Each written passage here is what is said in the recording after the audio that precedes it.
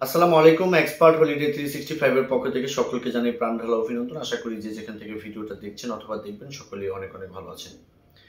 আজকে আলোচনার মূল বিষয়টা হচ্ছে যে ক্রোয়েশিয়ার ট্যুরিস্ট ভিসার বর্তমান পরিস্থিতি এবং আপডেট সংক্রান্ত বিষয় নিয়ে। তবে আলোচনার পূর্বে আন্তরিক রিকোয়েস্ট চ্যানেলটি সাবস্ক্রাইব করে রাখবেন যাতে করে নেক্সট ভিডিওগুলো আপনি সবার পূর্বেই পেতে পারেন। এছাড়া আপনাদের যদি ক্রোয়েশিয়া রিলেটেড কোনো কিছু বলার ইচ্ছা থাকে সেক্ষেত্রে কমেন্টস বক্সে আপনি টাইপ করতে পারবেন। আমরা সময় সুযোগ বুঝে আপনাদেরকে ভালো একটা অ্যান্সার দেওয়ার চেষ্টা করব ইনশাআল্লাহ।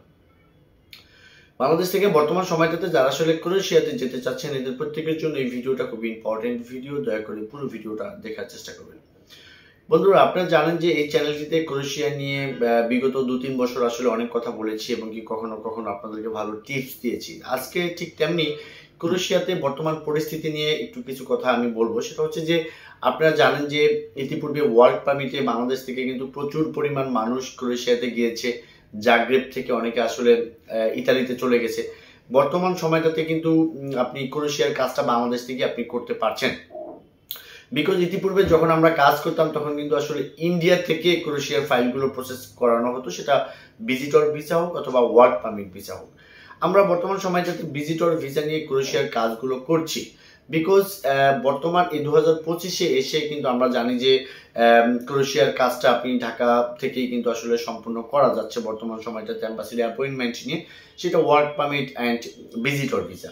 এখন বর্তমান সময়টাতে খুব সহজেই ওরা ভিজিটর ভিসাগুলো আমাদেরকে প্রোভাইড করছে। বিকজ আমরা ওয়ার্ক পারমিটে অনেকের সাথে আছি, কন্ট্যাক্ট করি যে 10 লাখ 15 লাখ এরকম একটা অ্যামাউন্ট কন্ট্যাক্ট করে কিন্তু আমরা যেতে চাই।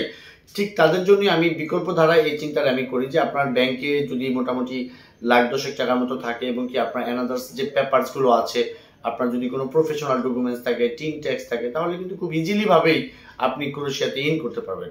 ক্রোয়েশিয়ার বর্তমান সময়টাতে অ্যাপয়েন্টমেন্ট পেয়ে গেলে আপনাকে কিন্তু ওরা 3-4 সপ্তাহের মাঝেই আপনাকে রেজাল্ট দিয়ে দেবে এবং কি এই এক ক্রোয়েশিয়ান ভিসা দিয়ে আগে যেমন আপনি ক্রোয়েশিয়ার ভিসা পেলে ওয়ার্ক পারমিট, তারপরে কিন্তু আপনাকে বাই রোডে আপনাকে ওখান থেকে অবৈধভাবে যেতে হতো বিভিন্ন দেশগুলোতে, কিন্তু এখন বর্তমান সময়টাতে এই এক ক্রোয়েশিয়ান ভিসা দিয়ে আপনি Italy, France, Germany, Switzerland, Spain, Portugal অর্থাৎ যে কোনো দেশ আপনি ভিজিট করতে পারতেছেন ওই ডিউরেশন টাইমের মাঝে। তো বন্ধুরা, আমি বলবো যে আপনারা ওই রকম বডি কন্ট্রাক্ট বা ওয়ার্ক পারমিট ওই মানে পজিশনে না গিয়ে যাদের আসলে ইন্টেনশন যে আপনি ইতালি চলে যাবেন, তারা কিন্তু আসলে আমি মনে করি ফার্স্ট টাইম একবার ট্রাই করা উচিত ভিজিটর ভিসার জন্য। এখন বর্তমান সময়টাতে ভিজিটর ভিসার দুর্দান্ত একটা রেশিও, সাবমিট করলেই হচ্ছে ভিজিটর ভিসা।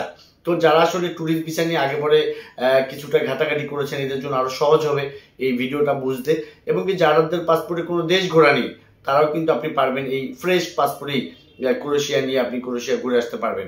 আপনার হয়তো চিন্তা থাকে যে আমি কোনো দেশ ঘুরিনি, আমাকে ভিসা দেবে কিনা, ব্যাপারটা এরকম না। আপনি বাংলাদেশে ব্যাক করবেন কিনা এটা যদি সুনিশ্চিত করা যায় আপনার ফাইলের মধ্য দিয়ে, দেন কিন্তু ওরা আসলে আপনাকে ভিসা দেবে এবং ভিসা দিতে ওরা প্রস্তুত।